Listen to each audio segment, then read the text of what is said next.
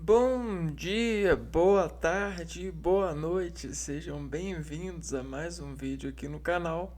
Eu me chamo Abner e no vídeo de hoje a gente vai finalizar uma playlist que a gente começou já há algum tempo, falando, sobre os degraus da parte que reparte as ações dos homens na sociedade é, por organizações de rendimentos artísticos, né?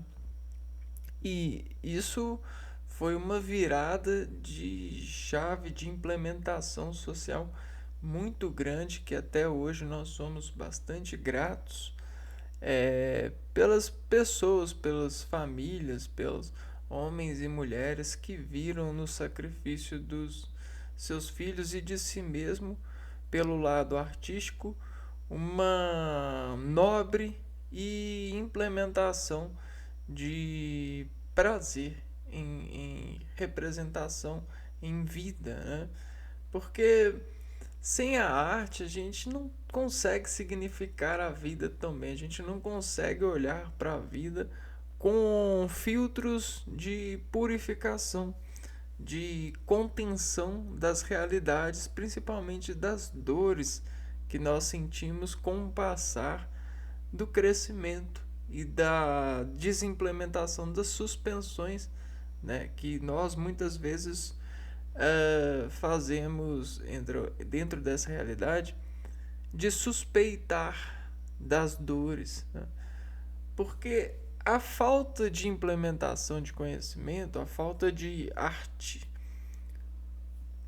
de decomposição dessas matérias nesse dado momento, é, faz com que a gente meio que não crie uma superfície de valor que nos faça ser competitivos no sentido não de esporte e de revelar campeão, mas isso existe também, mas é no sentido do autoconhecimento, né? Isso para mim e para acredito que para todo organismo vivo é mais importante, né, do que você ir lá e competir e ser o ganhador.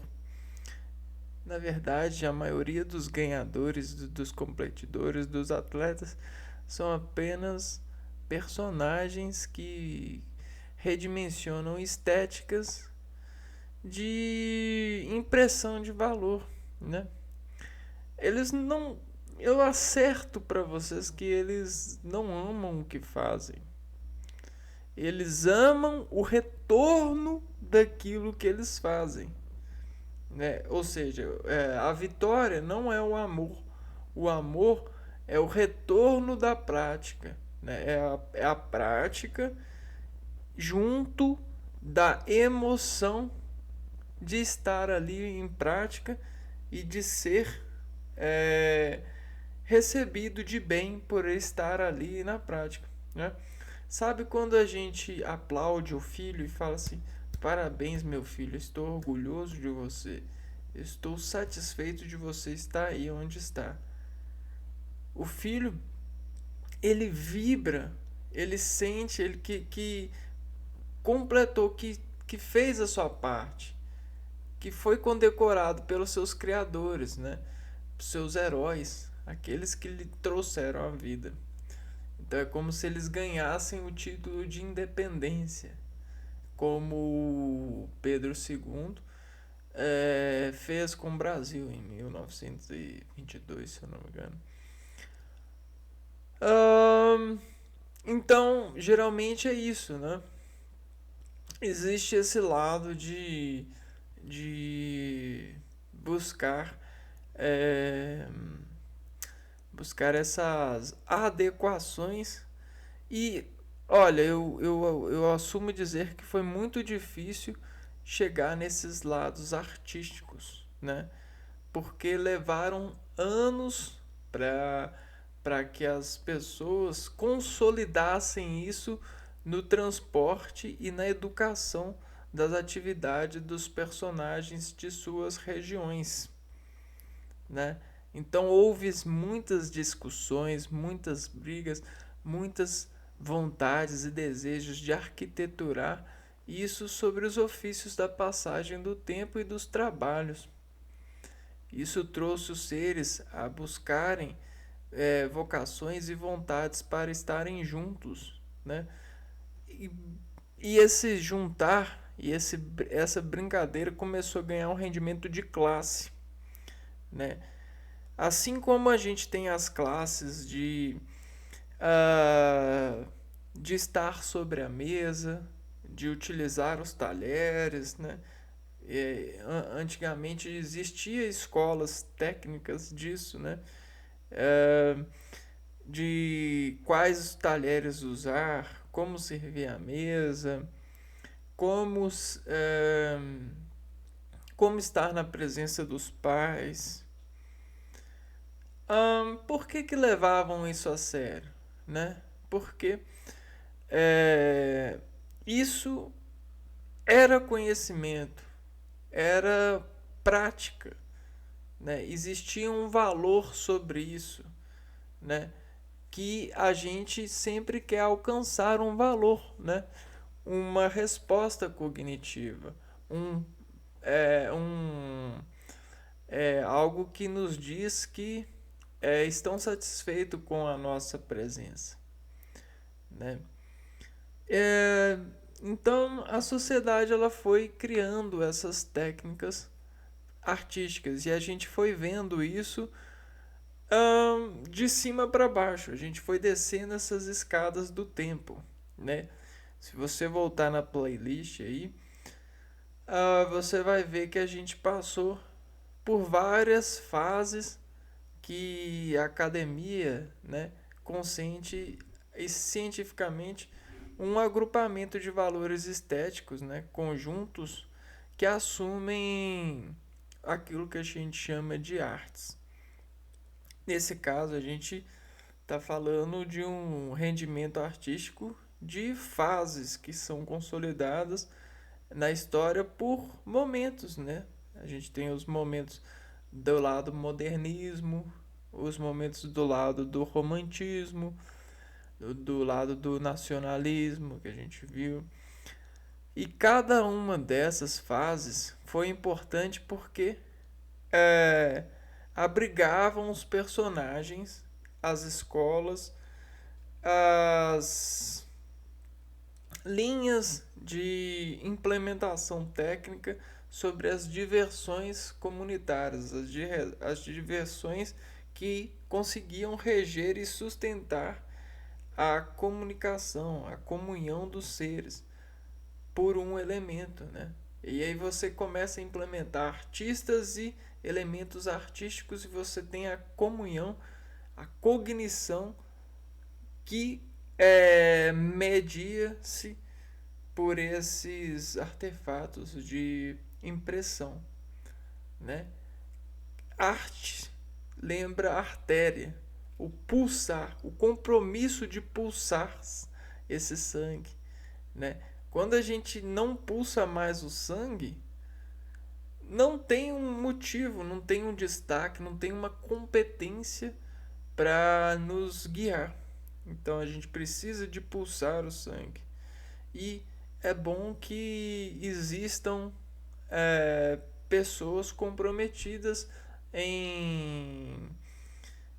a esses rendimentos, a levar esses rendimentos para as pessoas, né?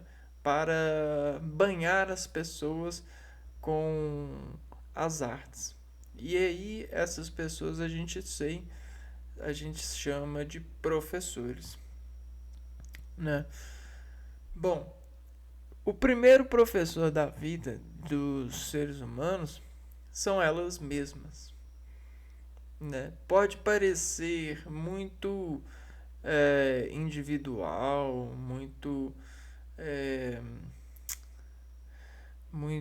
egoísmo da parte de eu levar essa informação para que você veja, mas é verdade. O primeiro professor da pessoa é ela mesma, porque ela, né, no sentido de informação, ela está ali sendo guiada por ela mesma para se autocuidar, né? E esse se autocuidar precisa de aprender a desempreender-se de si mesmo para se unir sobre as outras formas. E como desprender de si mesmo? Ora, aprendendo consigo mesmo, buscando formas de desempreendimento de si mesmo. E isso dói. E dói bastante, né? Dói, faz suspeitas, faz aléns, imagens dos aléns. A criança é a imagem da loucura. Esse despreendimento da criança buscando conhecimento é a coisa mais louca e mais bela que existe. Porque talvez seja a coisa mais verdadeira, né? Que a gente possa ter na vida, carregar na vida, né? Esse desprendimento é o lado da verdade que desatinge pelas mentiras dos diversos atores perfeccionados por identidades nessa vida. Eu estou falando de você mesmo. Você é um ator, é um personagem. O que, o que vive em você vive atrás desse personagem, porque esse personagem te protege. Ele te protege em sociedade. Então, esse Jesus precisou morrer para que você vivesse, né? Para que você vivesse e se protegesse. Entende? O Filho de Deus, ele tá aí. Só que ele tá bem aí no céu, né? Do lado de Deus. Bom, e é assim para toda a vida. Todo agente vivo. Só que esse agente vivo, ele precisa de um equilíbrio, de uma contra-realidade. E aí ele consegue viver sobre esse equilíbrio. E se você considerar esse o bem maior, a contraparte vai ser o mal maior. Só que esse mal maior, ele é permissível porque ele faz parte do plano, né? Só que esse mal, ele é uma decomposição, entende? E essa decomposição, ela se faz rima e essa rima se faz acessível por controle de rima. E é isso que a gente tem feito com a arte. Cozinhar se tornou uma arte. Olhar para o céu se tornou uma arte. Olhar para a natureza se tornou uma arte. Olhar para si mesmo e cuidar de si mesmo se tornou uma arte. Porque é essa rima de mal que, sobre o controle desse mal, se torna útil para viver em proteção, em sociedade, em profissionalização, em informações. E aí esse faz-se o exercício de ser e estar em arte, em sociedade. Agora você consegue entender que a polis, desde lá da Grécia, desde depois de Cristo, Roma, toda essa tentativa e essa continuidade é uma bela arte. Existe esse teatro público, existe esses vetores de indexação e fertilização dessas regras em sociedade, existe essas sinalizações e esses desencontros de investigações por por resultados de inesperados sobre personalidades que vivem nesses reinos, né? Nessas classes, nessas caças de artes para buscar esse desempenho com a rima para driblar o mal que pode nascer e que é nascente por escondimento de Jesus, de Deus no céu, na célula, no céu de estar. Né? Para você ter uma noção do que eu estou falando, nós temos 37 trilhões de células. Para cada uma dessas células existe uma individualidade reconhecida pela academia, pela ciência, pelo projeto de investigação microscópica.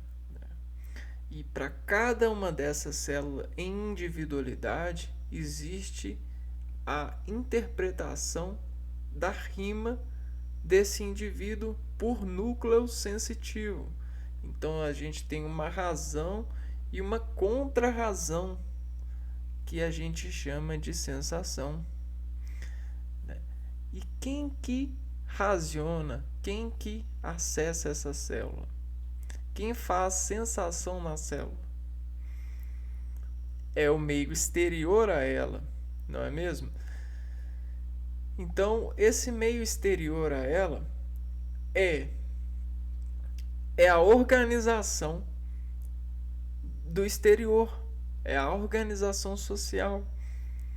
A luta nossa é para fazer decomposição e excesso de decomposição desse lado social para destilar ao organismo controle e desrimar esse controle para não desimpulsionar o mal dessa descontração.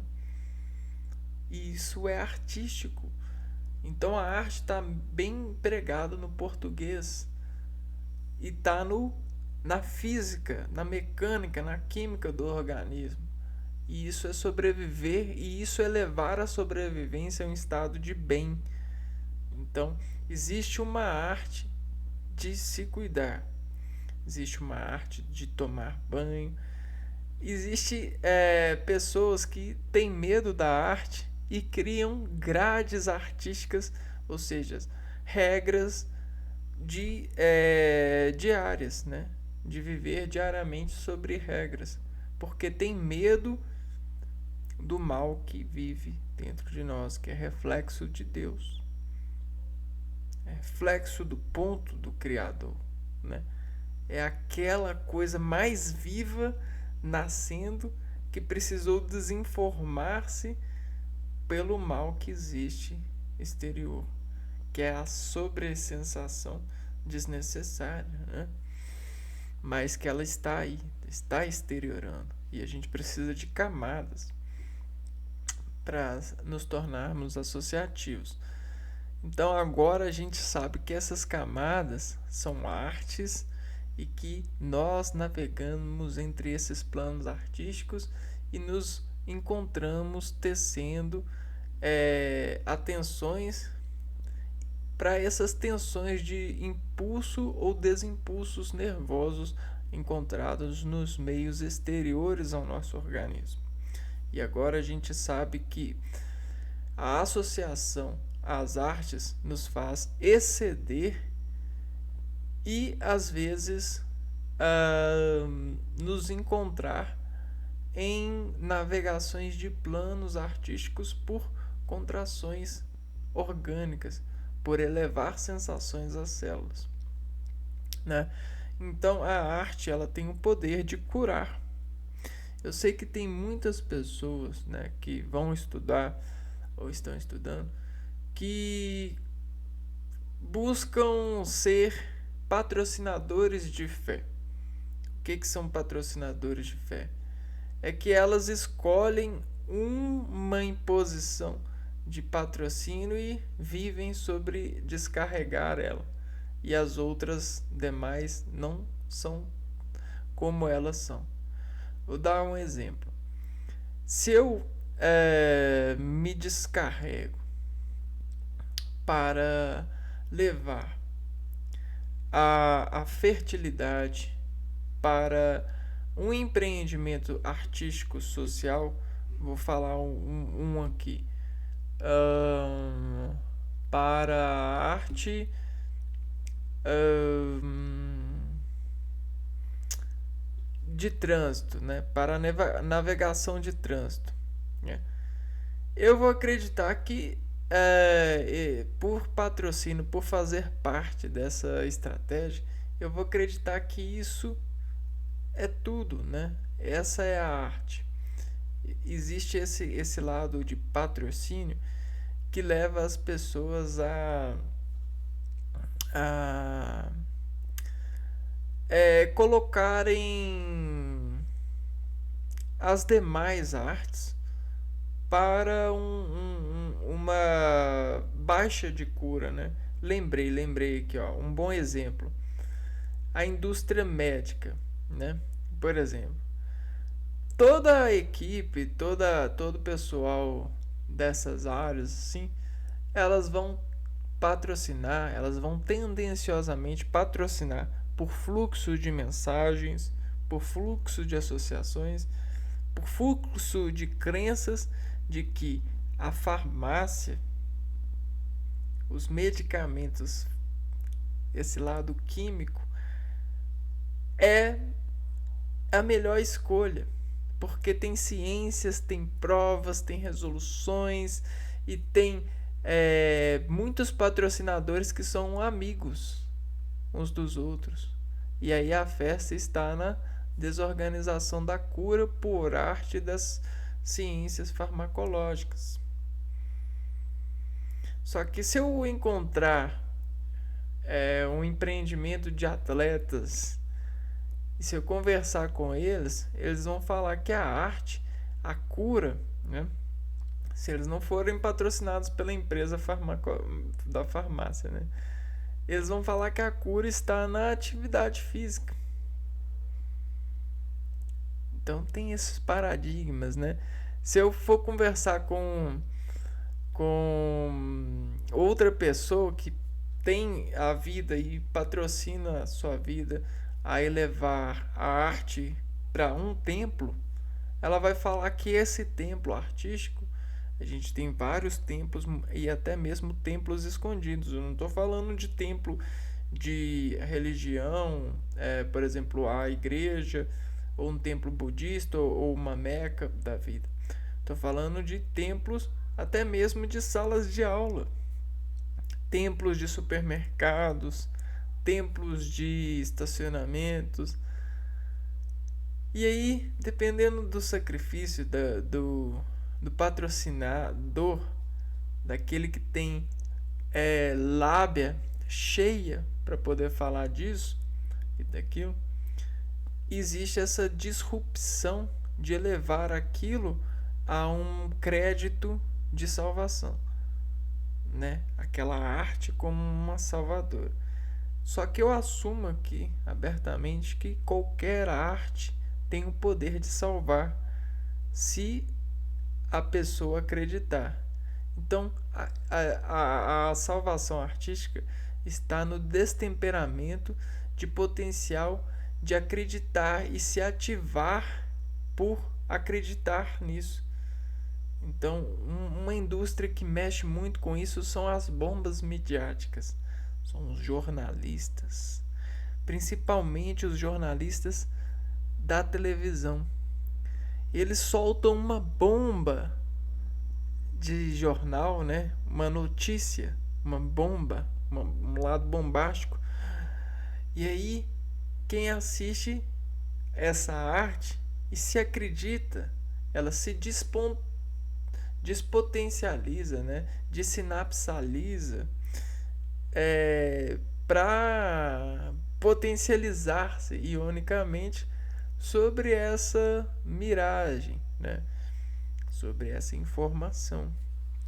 E dependendo das imagens, dependendo da fala, essa arte contamina muitas pessoas. Entende? Então qualquer arte, ela tem o poder de curar a pessoa, mas a pessoa às vezes ela está com um déficit um déficit em uma área sensível, uma área no organismo bem sensível. A gente tem 37 trilhões de células, todas elas se alimentam. Principalmente, elas vão ter dificuldade de se alimentar se você não pratica atividade física. E elas vão morrer se você não praticar atividades físicas que têm e geram potencial de ação para levar descargas para elas, descargas de energia. Entende? Então é tudo uma cadeia, é tudo uma equação, sabe? E aí, por exemplo, dependendo da vibe do seu retrato social, você vai precisar e vai buscar precisão em uma delas. Eu assisti há pouco tempo alguns conteúdos de pessoas que eram artistas de cirurgias espirituais, sabe? Eles praticavam cirurgias de modo espiritual. É uma arte. Pode ter, tem a sua salvação, entende? E quem vai lá acreditando tem mais poder de ser salva. Por quê? Porque o acreditar, ele faz uma um lado orgânico gerar precisão para disparar potencial de ação para os circuitos de células que conseguem até mesmo manter por lembrança de todo esse aparato artístico. Porque a arte, ela não salva só por instante, ela salva por continuidade de atenção artística, de elevar essa arte ao potencial de desorganização e contração orgânica que mantém a aceleração até que o organismo consiga implementar razão de saudar as células e se manterem em saúde, em saldo positivo, né? Então a gente vai fechar hoje essa descida a esses tempos e essas constatações, já agradecendo a todos os artistas das histórias que conseguiram compreender e trabalham para a compreensão dessa arte já há anos, né? É um privilégio para nós morar em residências que têm muita qualidade artística e que mantém essas qualidades. São engenharias e engenharias e engenheiros e engenheiros. São retratos da natureza que nós conseguimos abrir os olhos com mais sensibilidade para aprender com essa natureza, né? E que a gente possa aprender a dividir para que essa divisão conceba às pessoas a capacidade de patrocinar e elevar essas artes a um coeficiente cada vez maior, para que nós sempre possamos ser salvos, né? Porque em diversos momentos e ocasiões nós poderemos cair em estados de ignorância, e essa ignorância começa a gerar falhas na gente, queixas, lamentações e até mesmo desgostos de vida, né? É um estar muito ruim, né? E necessita-se de muita arte para salvar esses estados de nós, né? Seres vivos. Bom, então vamos ver aqui um momento histórico que a gente chama de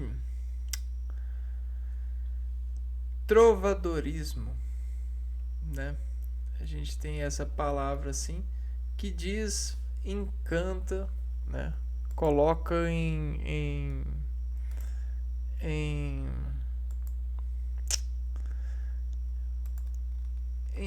informação dessa atividade, desse período dos trovadores, né?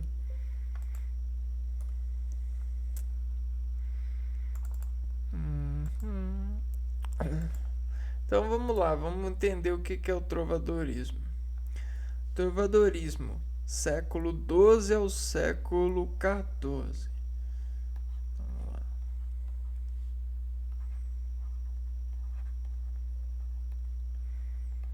Século XII ao século XIV. Então a gente está numa época em que as pessoas elas estavam buscando domínio com a natureza, né? Apropriações de utilidade da natureza. Então domar cavalos, né? Opa, eu não vou conseguir desenhar cavalo assim não. Tem que desenhar assim.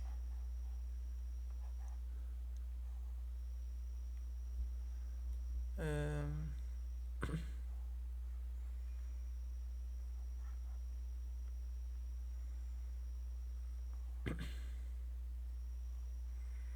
domar cavalos.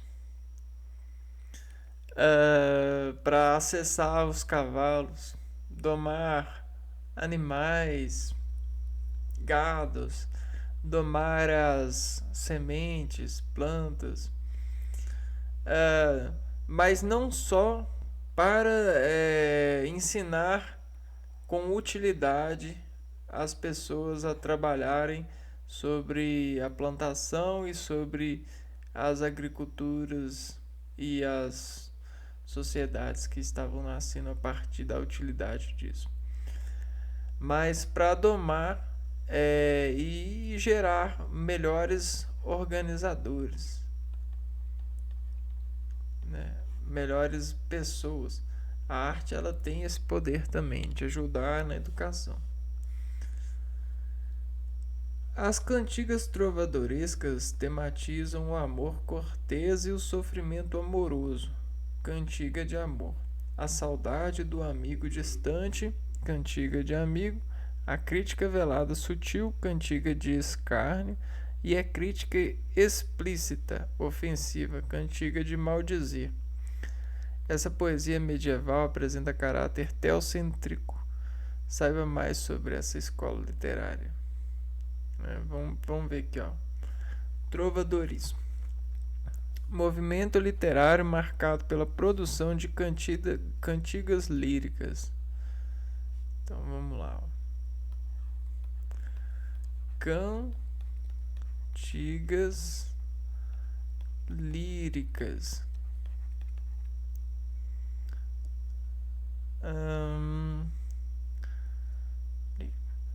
Vale lembrar que na época esse nome aqui, ó, não era um nome para classificar essas produções cantigas líricas. Não era esse nome. É fácil pensar nisso. É só a gente interpretar o lado de das pessoas começar a ensinar cantigas, né, ou recitar cantigas. Ora, para a gente ter um modelo de educação que a gente tem hoje, esse modelo de educação foi levado muito tempo, né? Foi, ou seja, essas definições de com que idade a criança vai para escola, né? Porque é uma arte criar, você educar o filho. O filho, né, é um produto artístico também. Na verdade, tudo é arte. ou tem capacidade potencial para se tornar. Ah, então, olha só, que idade a criança vai para a escola? Por que ela tem que ir para essa idade? Isso, aquilo? Qual que é o objetivo disso? Então, todas essas respostas que a gente tem pronta hoje, né? Quase que a gente tem uma estrada pronta. Levou muito tempo para se produzir essa estrada. E antes desses desafios, existiam várias formas e busca por formas de ensinar. Então, a gente para ensinar as crianças mais fácil, a gente via que se cantava para elas gostavam, elas prestavam mais atenção. Mais atenção. Por quê? Porque elas eram embaladas pelo canto. Agora, se a gente conversasse com elas, elas começavam a achar que nós estávamos chamando a atenção dela. Eu estou falando assim, mas eu não estava lá, mas eu estou falando como se eu tivesse lá, entendeu? Pensando nesse exemplo. Que fique bem claro, né? Porque é mais fácil para emergir, é como se fosse uma educação por uma estratégia de RPG, né? Como se a gente estivesse lá no tempo, trovadorismo. Então imagine, aí a criança ela ficava mais, ela embalada pelo canto e começava a cantar ou tentar repetir o canto. E quando ela esquecia a letra da música, a melodia ajudava. Então, além de letras com potenciais educativos, a gente tinha melodias. Só que esse potencial educativo ele começou a desportar uma variação de tipos de potenciais, né? Os tipos de cantigas, né? Porque uma vez que a gente faz arte nesse sentido de cantigas, a gente consegue variar as cantigas, né? Cantigas por potencialização artística. Então existiam vários influentes, até cantigas eram até mesmo formas de propaganda, para quem não pescou ainda, formas de propagandas focadas em sentimentos e emoções e cantigas sátíricas com críticas diretas ou indiretas. Então você tem cantigas que eram emocionantes e cantigas que eram satíricas.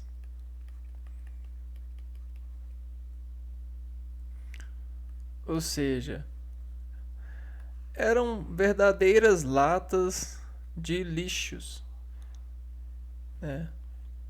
Eram latas de lixos onde as pessoas poderiam, né, utilizar dessas latas para jogar suas notações.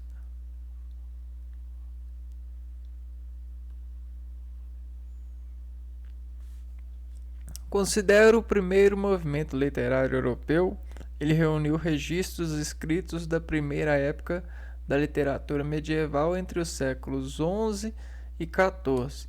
Esse movimento, que ocorreu somente na Europa, teve como principal característica a aproximação da música e da poesia. Nessa época, as poesias eram feitas para serem cantadas ao som de instrumentos musicais. Geralmente eram acompanhadas por flauta, viola, alaúde, e daí o nome cantigas. O autor das cantigas era chamado de trovador. Essa parte é interessante.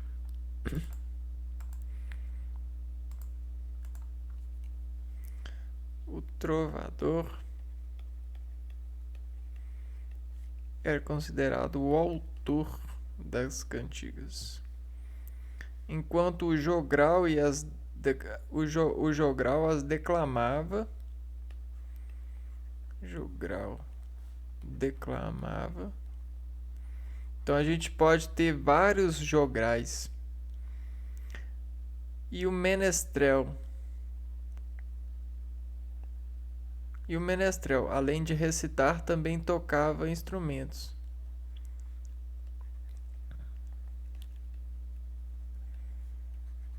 Recitar e tocar. Por isso, o menestrel era considerado superior ao jogral, por ter mais instruções e habilidade artística, pois sabia tocar e cantar.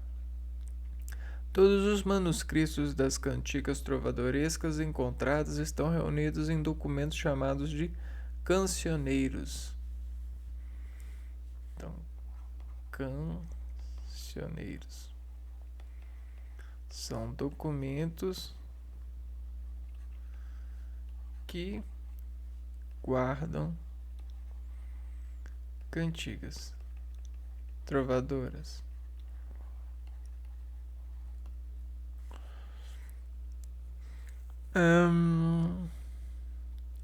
Em Portugal, esse movimento teve como marco inicial a cantiga da Ribeirinha, ou cantiga de Guarvaia. Essa cantiga foi escrita pelo trovador Paio Soares de Taveiroz em 1189 ou 1198, pois não se sabe ao certo o ano em que ela foi produzida.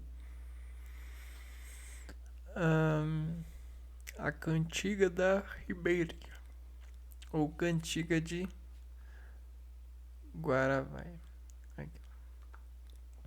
Escrita em galego português, língua que se falava na época, a cantiga da Ribeirinha ou cantiga Guarvaia é o registro mais antigo que se tem da produção literária desse momento em Portugal. Vamos ver aqui, ó. Cantiga da Ribeirinha.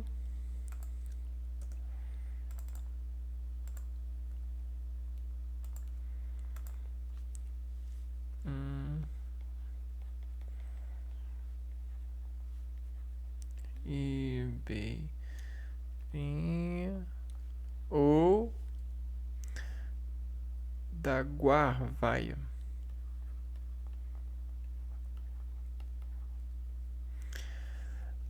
No mundo não me sei parelha, mentre me for como me vai, cajamoiro por vós e aí, minha senhor branca e vermelha, queredes que vos retraia, quando vós eu vi em saia, mal dia me levantei, que vos então não vi feia.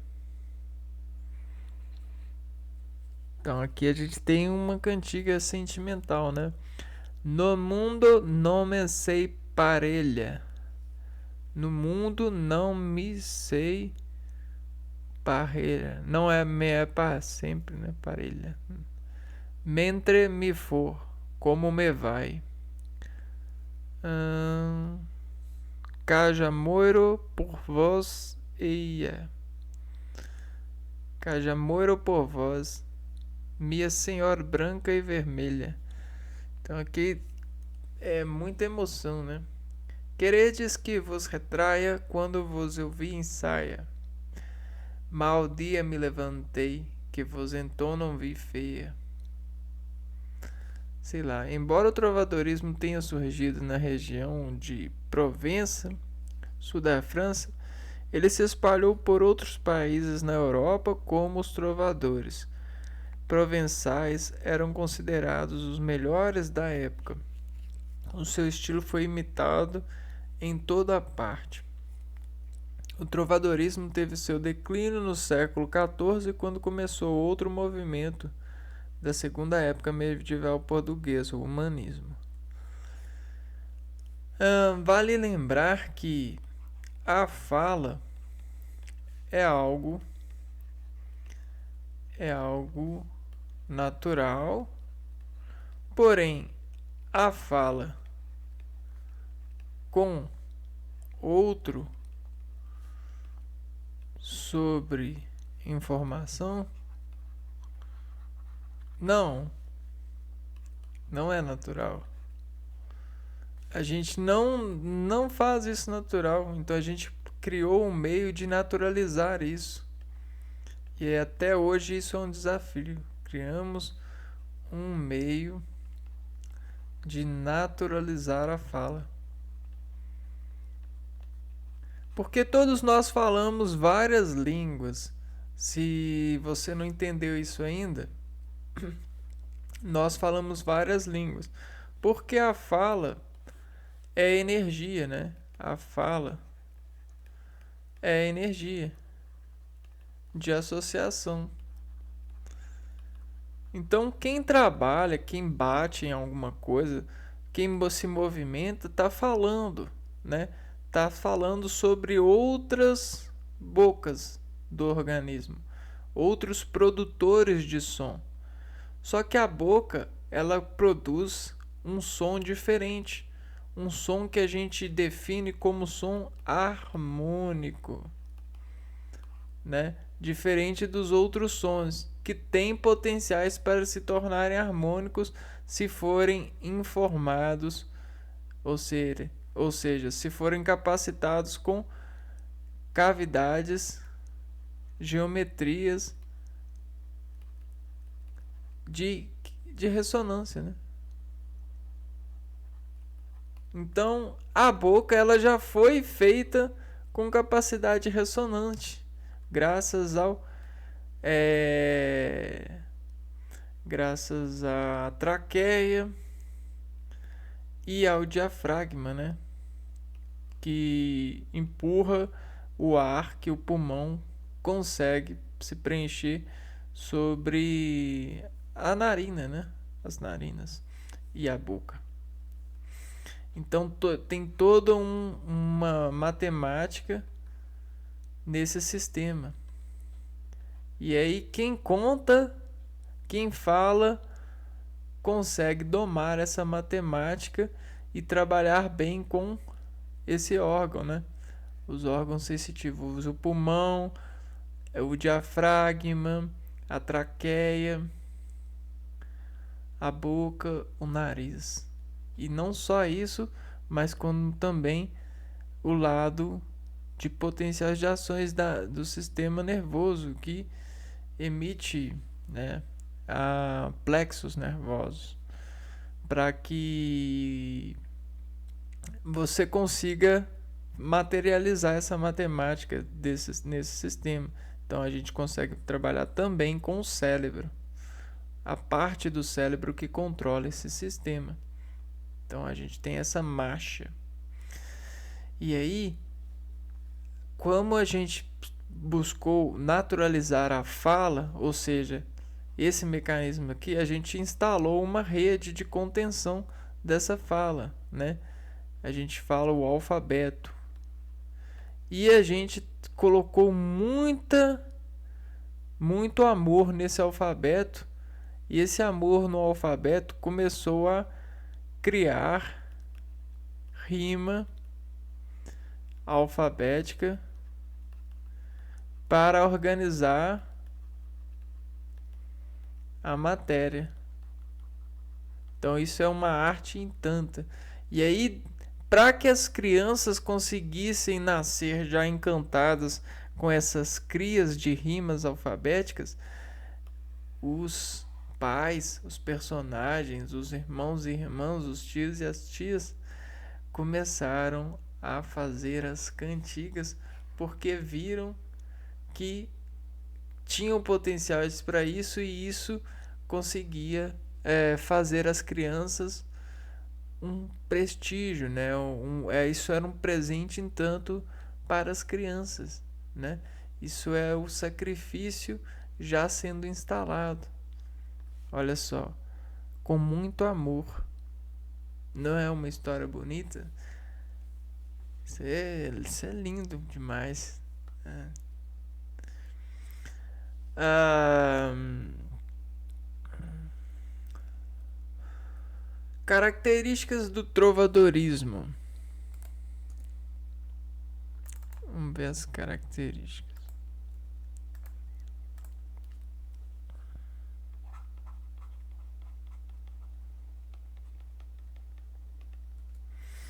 União da música e da poesia. Então você tem uma música e poesia.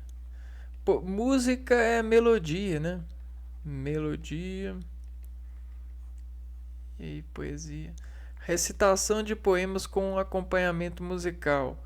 Produção de cantigas líricas que evidencia os sentimentos, emoções e percepções do autor. E sátira, cujo objetivo é criticar ou ridicularizar algo ou alguém.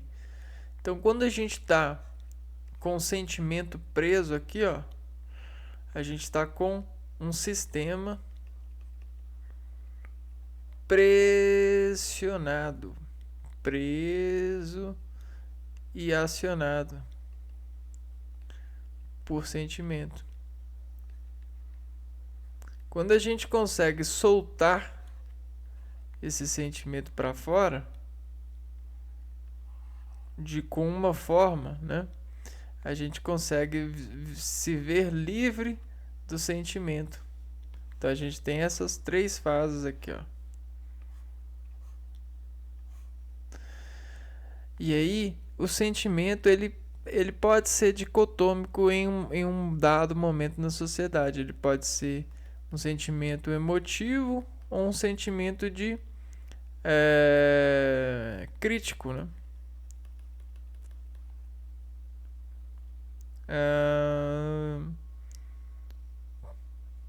Principais temas explorados: amor, sofrimento, amizade e críticas políticas e sociais.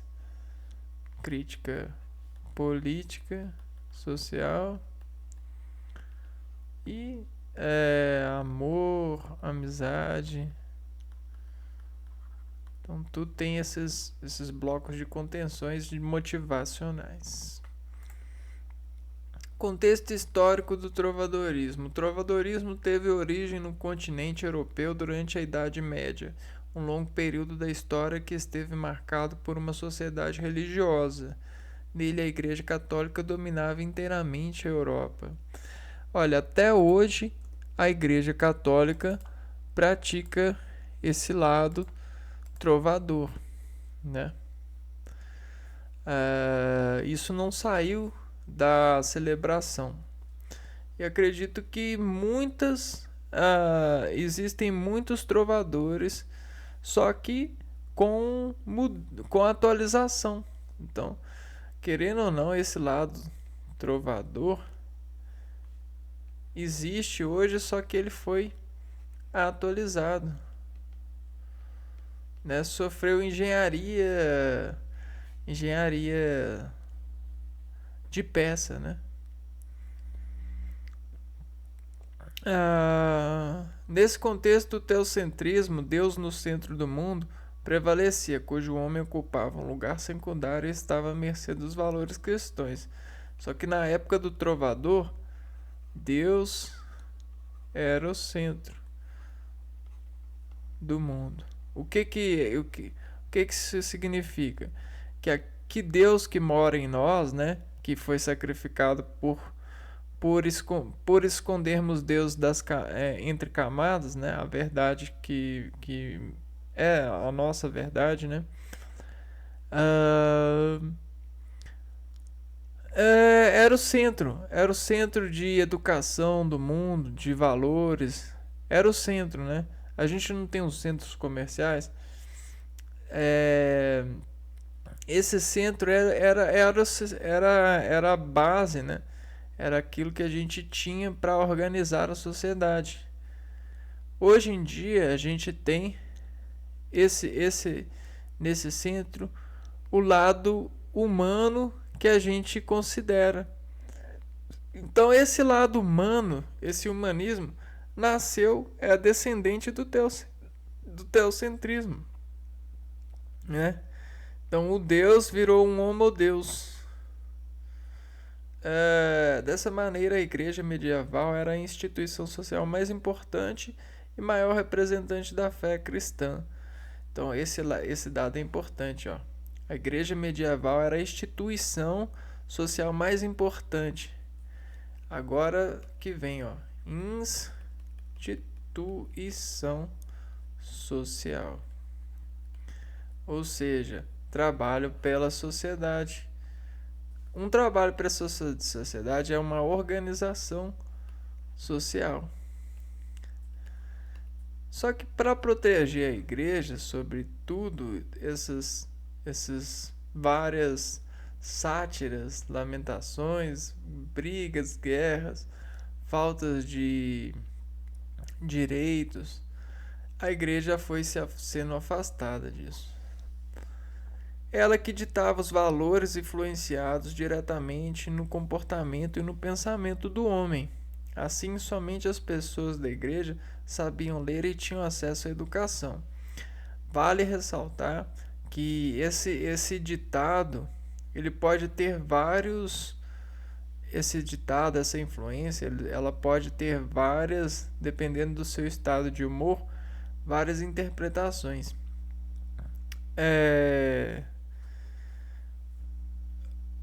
Porque existiam pessoas que estavam lá trabalhando e pensando artisticamente em como influenciar as pessoas para um bem social. E aí você vai falar assim, mas e os oportunistas? Ora, oportunistas tem em todo lugar.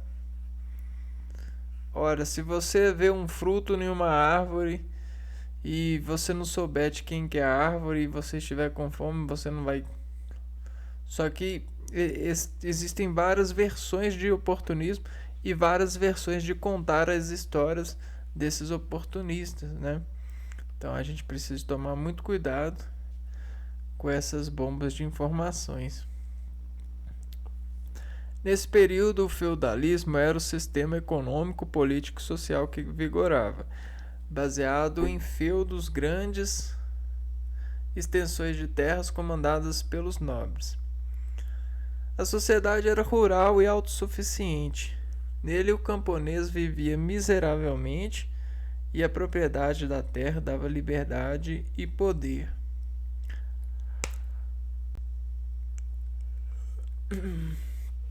Então vamos interpretar isso aqui, ó. O sistema nessa época era o feudalismo.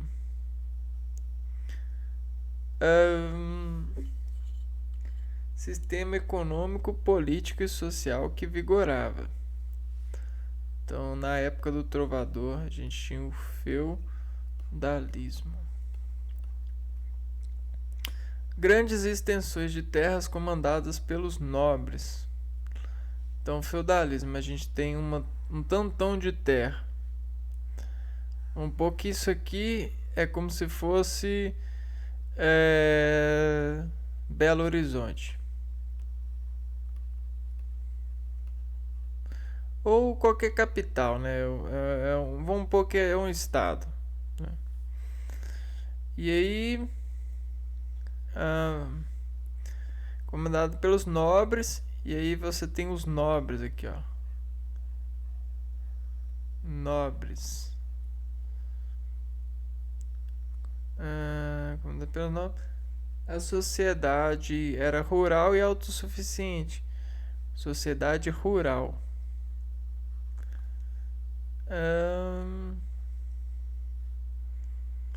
Nele o camponês vivia miseravelmente e a propriedade da terra dava liberdade e poder.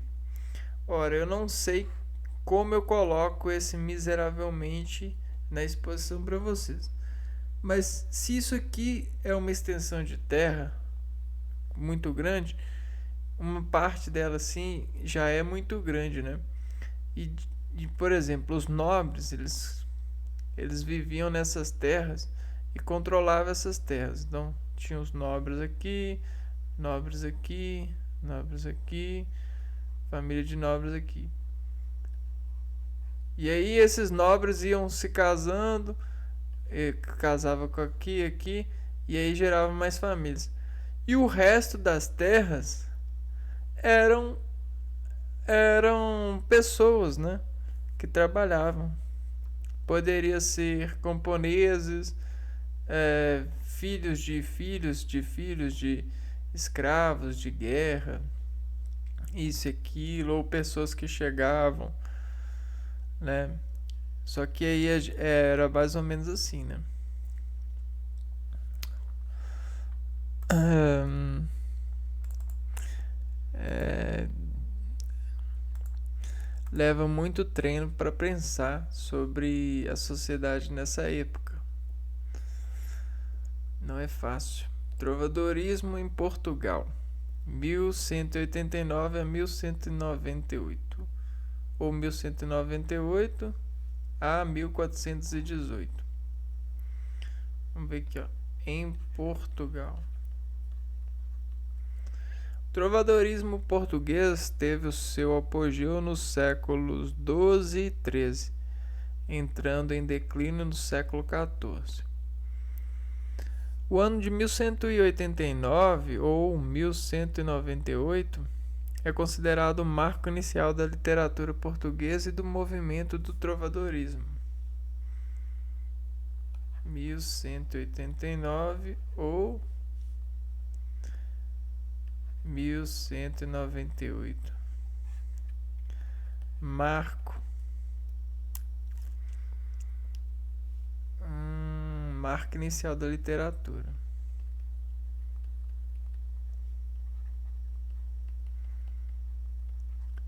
Então, como a literatura é uma arte, né?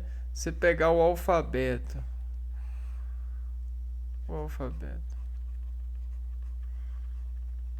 e praticar do alfabeto, né? Esse pedaço de terra aqui com vários símbolos, né?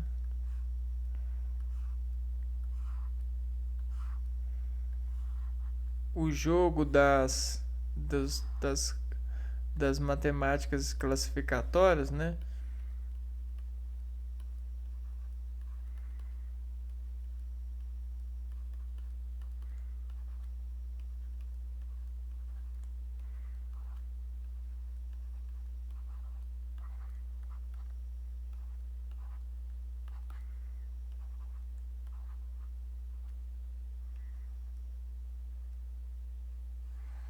Olha que doideira. Então, se a gente tirar dessa terra aqui, ó, desse alfabeto, vários ingredientes e somar um ingrediente com outro, a gente consegue fazer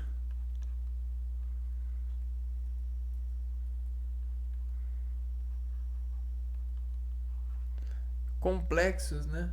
Complexos de associações. E aí, a partir desse momento, né, a, a sociedade ela começa a fazer associações disso com ondas, né? E aí eles conseguem fazer a decomposição disso e fazer isso virar farinha. Então olha só, o farinhas. A gente tem as farinhas e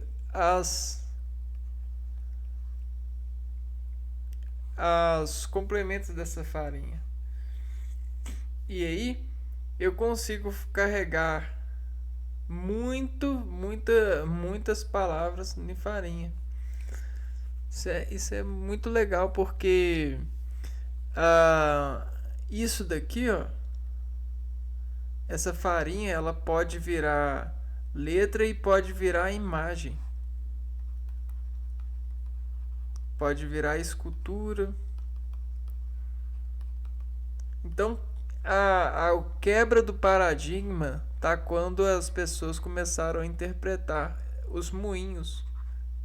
Os moinhos de artificialidades.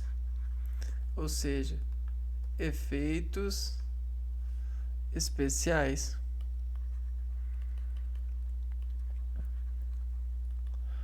E esses efeitos especiais estão muito nessa arte da farinha. Farinha, Zeus. Farinhas de Deus. Ahn, Essa é a data provável da primeira composição literária conhecida Cantiga de Ribeirinha ou Cantiga de Guarvaia. Foi escrita pelo trovador Paes Soares e Taveiroz e dedicada a Dona Maria Paes Ribeiro. Na Península Ibérica, o centro irradiador do trovadorismo aconteceu na região que compreende o norte de Portugal e a Galícia.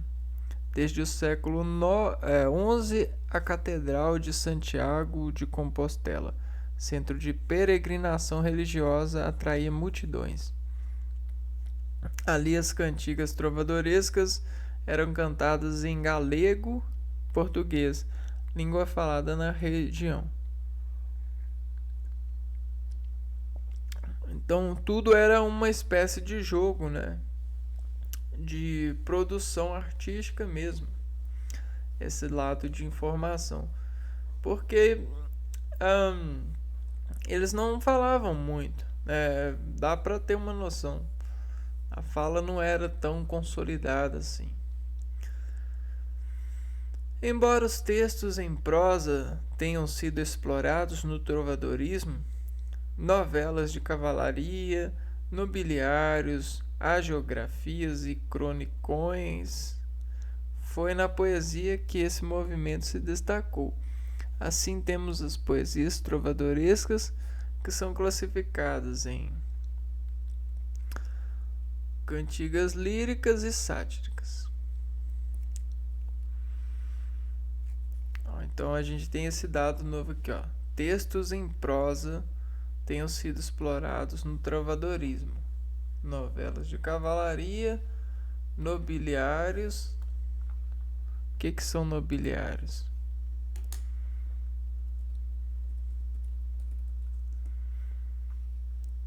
É um adjetivo que significa relativo à nobreza. Registro de famílias nobres. Hagiografias e cronichões. Hagiografias é um tipo de biografia que conta a vida de santos, beatos e servos de Deus, que viveram de acordo com os dogmas e crenças da Igreja Católica. Isso aqui são personagens de exemplificação, para que monte às pessoas uma informação de si, né? Vamos anotar isso aqui.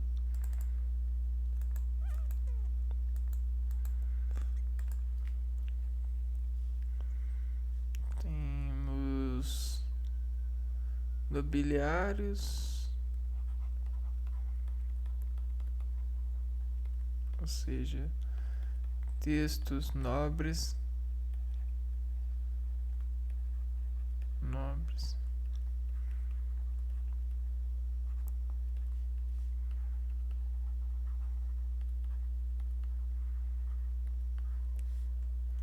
A gente tem as hagiografias.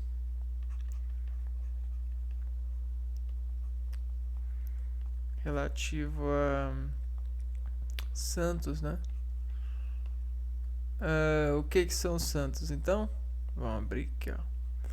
Santos são personagens para exemplo do que ser, do que praticar, para ser e do que não. E cronichões, o que são cronichões?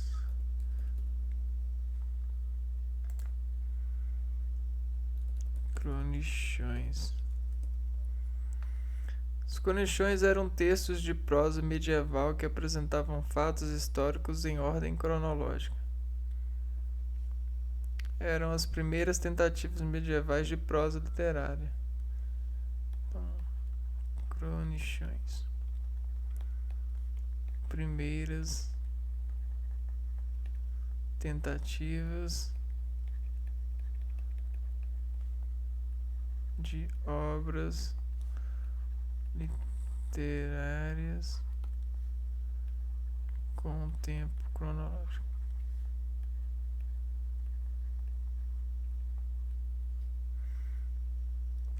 Voltando aqui, mas era mais comum a cantigas líricas e sátiras. Autores do trovadorismo em Portugal.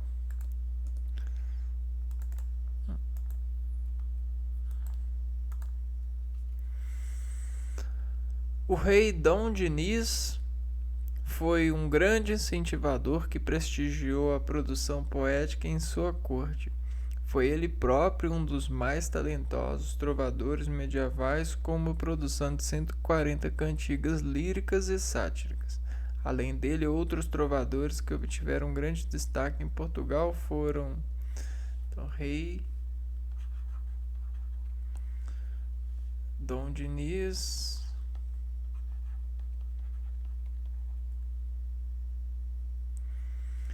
Paio Soares Taveirós, João Soares Paiva, João Garcia de Guilhade, Martim Codex e Aires Teles. Cantigas de trovadorismo. Dependendo do tema e da estrutura da linguagem do eu lírico, as cantigas trovadorescas são classificadas em 4 tipos: amor, amigo, escárnio e maldizer.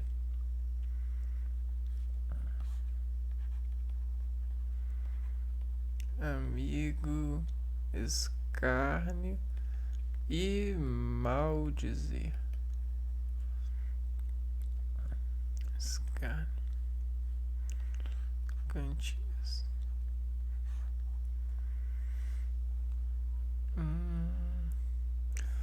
Vamos lá. Cantigas de amor. Originárias da região de Provença, na França, apresentam uma expressão poética sutil e bem elaborada. Os sentimentos são expressos com mais profundidade, sendo que o tema mais frequente é o sofrimento amoroso. Então, Cantiga de Ribeirinha de Paio Soares de Taveirós. Então a gente tem mais um tal de sofrimento amoroso. Então, se você falasse com a mulher assim que se sofre de amor por ela, ela ficava encantada, porque sofrer de amor é algo extraordinário, né? Porque o amor ele não deveria bater, mas se bate é porque a pessoa causa alguma coisa em você, né? Então, se você sofre de amor, eis aí o conselho, né? Quer dizer que a pessoa é muito atrativa para você. Vamos ver essa Cantiga de Ribeirinha.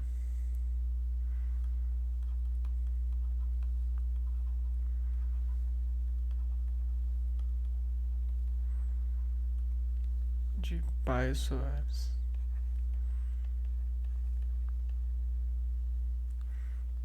No mundo não me sei parelha, mentre me for como me vai, caja moiro por vós e aí, minha senhor, branco e vermelha, quereis que vos retraia, quando vos eu vi em saia, mas um dia me levantei, que vos então não vi fia, é mi a senhor, desaquela me foi a mi muito mal de aia.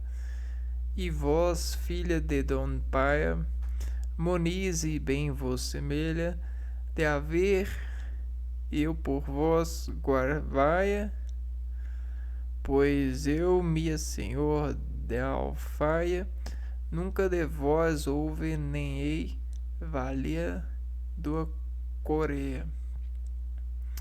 Tradução: no mundo ninguém se assemelha a mim, enquanto a minha vida continuar como está, porque morro por ti. E aí? minha senhora de pele alva e faces rosadas, quereis que eu vos descreva, retrate, quanto eu vos vi sem manto? Maldito dia me levantei, que não vos vi feia.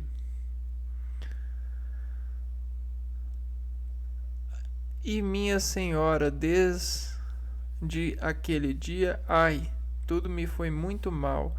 E você, filha de Dom Paio, muniz e bem vos parece, de ter eu por vós guarvaia, mas eu, minha senhora, como prova de amor, de você nunca recebi algo, mesmo que sem valor.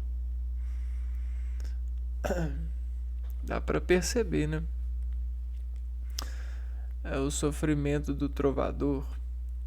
Cantigas de amigo. Originárias da Península Ibérica, as cantigas de amigo constituem a manifestação mais antiga e original do lirismo português. Nelas, o trovador procura traduzir os sentimentos femininos falando como se fosse uma mulher. Nessa época, a palavra amigo significava namorado ou amante.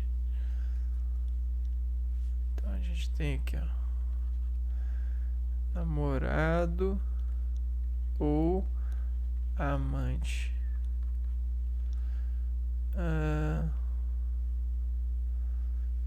Cantiga. Ai Deus, se sabor ora meu amigo de Martin Codex.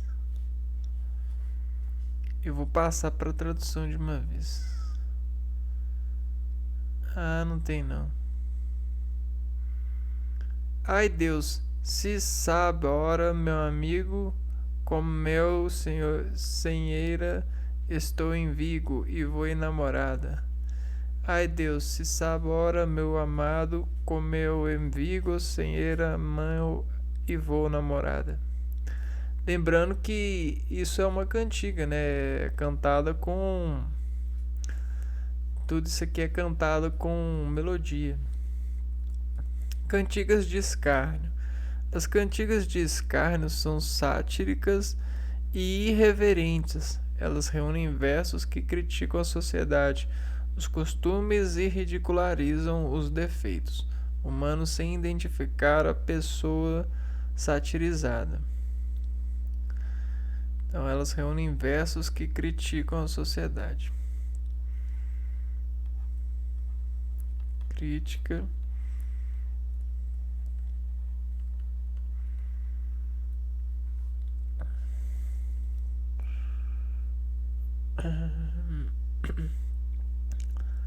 A Dom Juan quereu gramal. A Dom Juan quereu gramal aquera Samoer gran sazon a que me mest taven e nunca já farei ao cadesquando Samoer vi sepulho pudi sempre a servir a sempre ele busquei ma. E por fim, cantigas de maldizer. As cantigas de maldizer são sátíricas e usam linguagem ofensiva. Elas reúnem versos que criticam pessoas identificadas, ou seja, são feitas sátiras diretas, ao contrário das cantigas de escárnio, em que os sátiras são feitas indiretamente, ou seja, sem identificar as pessoas ofendidas. Então são críticas diretas a pessoas. Vamos ver o exemplo aqui, ó. Cantiga de maldizer. A mim den pres em não é descuiçado. De Afonso Anês do Cotton. A mim dan pres não é descuiçado dos metalhados em Noiraí, João Fernandes e mor outro si nos maltarrados y fecho contado, y pero matallados semos nós, se homens vice, pero de puente em cos, semelharia muito pertalhado. Que, ó, ele deixa claro que é o João Fernandes, né? Cara, que doideira, né? Deve ser muito doido. Deve ser muito bom poder ler isso em seu idioma normal, né? Em português. Mas até lá a gente precisa aprender a falar português de Portugal. Os cancioneiros do trovadorismo. Os cancioneiros são coletâneas de manuscritos das cantigas trovadorescas que foram produzidas em galego, português na primeira época medieval, a partir do século XI. Eles reúnem cantigas de amor de amigo, de escárnio e de maldizer e que foram escritas por diversos autores. Estes são os únicos documentos que restaram para conhecimento das obras do trovadorismo e hoje em dia podemos encontrá-los em bibliotecas da cidade de Lisboa e do Vaticano.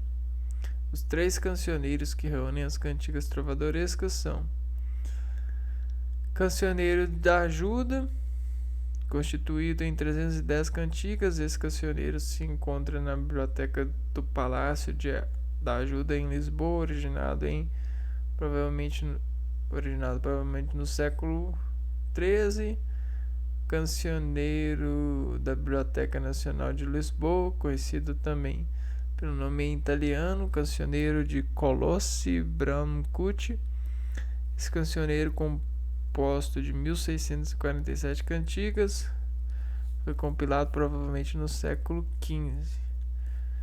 Dá para ver que isso era muito importante para eles, né? Cancioneiro da Vaticana, originado provavelmente no século XV e composto em 1205 cantigas. Esse cancioneiro está na Biblioteca do Vaticano. Caraca! Nossa, curiosidade pura. Imagina poder ler no idioma todos esses cancioneiros, essas canções. Isso é uma real viagem ao passado, né? Cara, deve ser muito doido. Isso aqui é coisa da pura alta sociedade, ó, dos ricos mesmo, né? Você acha que rico... O que é rico pra você, né? O que é ser rico? O que é ter poder pra você? Pode ser muito diferente pra outra pessoa.